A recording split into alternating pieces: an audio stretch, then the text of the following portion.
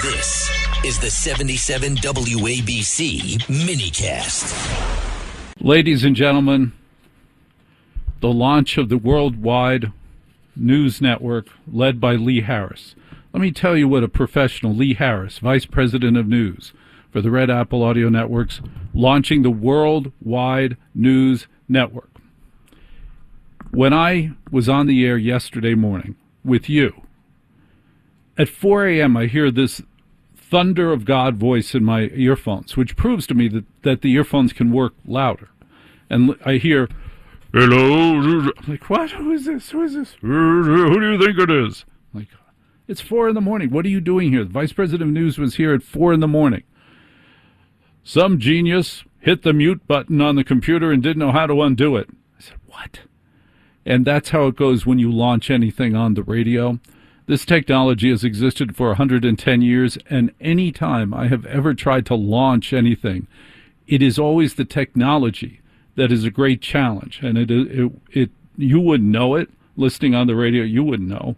But I congratulate everybody who launched the worldwide news network over the past 24 hours. A very big deal. It's a very big deal because the Red Apple Audio Network, John Catsimatidis owns it. Chad Lopez is president. They're doing something that's, I didn't know it was that hot. Well, you should have told me. I didn't know my mic was that hot. What they've done is something remarkable. They have made it bigger.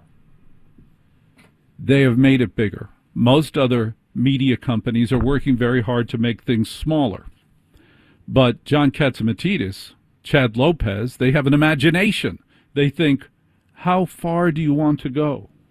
Did you hear what I said? They think, how far do you want to go? Just struggling with my duct tape microphone here. How far do you want to mow? Oh, lessons from a common sense billionaire, John Catsimatidis. He wrote a book.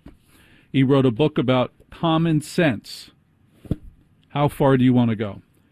Every day, John Catsimatidis wakes up and he goes, well, let's make it bigger. Let's make it bigger. I worked for an idiot.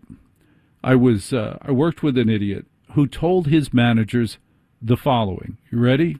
This isn't John. This is a different company years ago. Every day, I want you to cut one expense. What? Every day, I want you to cut one expense. That was his mission. His mission to his management was cut an expense every day. Can you imagine working with that? Not, how did you make your product better today? How can we bring in more dollars today? Are you sure you have the best winning team? No. Let's cut one expense every day. All right, well, we're down to I can get rid of FedEx and pick up DHL. Good idea. Carry on. I'm not kidding. There are managers like that in every industry.